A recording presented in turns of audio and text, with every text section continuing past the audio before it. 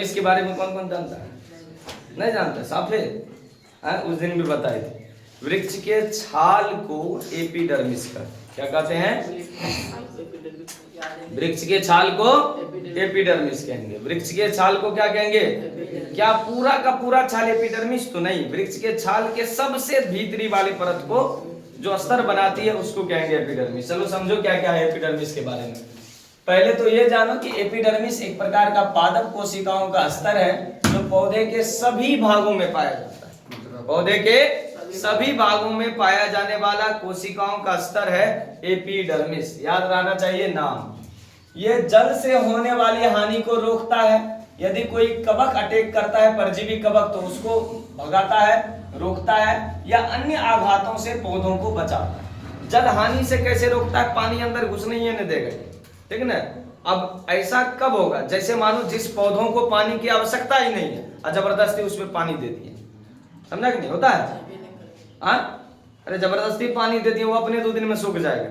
तो हम लोग सोचते हैं पानी देने से बढ़ेगा या फिर कुछ होगा, बढ़ने की जगह वो सूख जाता है, ठीक। तो ऐसे मरुस्थलीय पौधे जितने हैं उसमें ऐसा पाया जाता है, खास करके जो शुष्क प्रदेश के पौधे जिसको पानी की कम आवश्यकता है, हम उसको हिला दिए, डुबा दिए, तो जिसके कारण वो क्या होगा रे? मर जाएगा। तो यह पौधों को किससे रोकता है? जल हानि से। और क्या रे? परजीवी कवक से रोकता है। कौन? एपिडर्मिस। शुष्क क्षेत्रों में उगने वाले पौधों में एक परत पाई जाती है क्यूटिकल की। किसकी परत? ये पूछा हुआ क्वेश्चन है क्या? क्यूटिकल की परत पाई जाती है किसमें?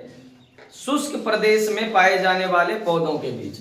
और इस क्यूटिकल की परत में एक रासायनिक पदार्थ रहता है जिसका नाम है क्यूटीन। क्या नाम रहता है?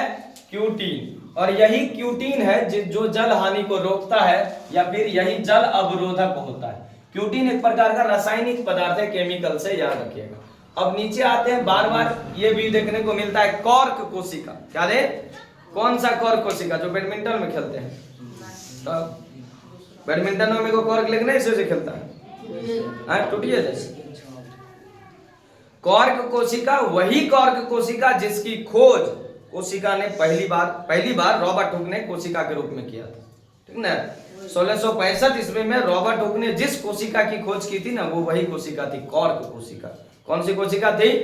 ये पाया कहाँ जाता है? ये भी वृक्ष की छाल में सुखलका भाग में पाया जाता है। अब छाल ऊपर से सूख गया है तो जिंदा है कि मर जाएगा? मर जाएगा। तो कॉर्क कोशिका खोजा तो कैसा कोशिका खोजा? मरलका कोशिका ना, तो मरा हुआ कोशिका खोजा था। तो कॉर्क कोशिका के बारे में जानिए। पुराने जड़ कहारे और तनों के बाहरी उत्तक, तनों का क्या? बाहरी उत्तक विभाजित होकर क्या बनाती है? कॉर्क कोशिका। क्या बनाती है? या फिर वृक्ष का छाल बनाती है। कॉर्क कोशिका को आप क्या कह सकते हैं? वृक्ष का छाल या एपिडर्मिस। यही छाल क्या कहलाएगी? एपिडर्मिस के रूप में क्या बनाती है? सुरक्षा कवच। क्या बनाता है? और इसमें एक अलग प्रकार का केमिकल पाया जाता है जिसका नाम है सुबेरीन। क्या नाम है? सुबेरीन। कॉर्क कोशिका में या एपिडर्मिस में क्यूटिकल के अलावा एक और पदार्थ पाया जाता है जिसका नाम क्या है? सुबेरीन। क्या नाम है? सुबेरीन। याद रखिएगा, क्या नाम है? और यही सुबेरीन है जिसके कारण ये खूब ज्यादा मोटी होती है, इसकी परत एपिडर्मिस की, या फिर कॉर्क कोशिका की परत वृक्ष की छाल मोटी होती है। कॉर्क कोशिकाएं उष्मा तथा विद्युत के क्या होती है? कुचालक होती है। मतलब उष्मा और विद्युत के ये क्या होती है?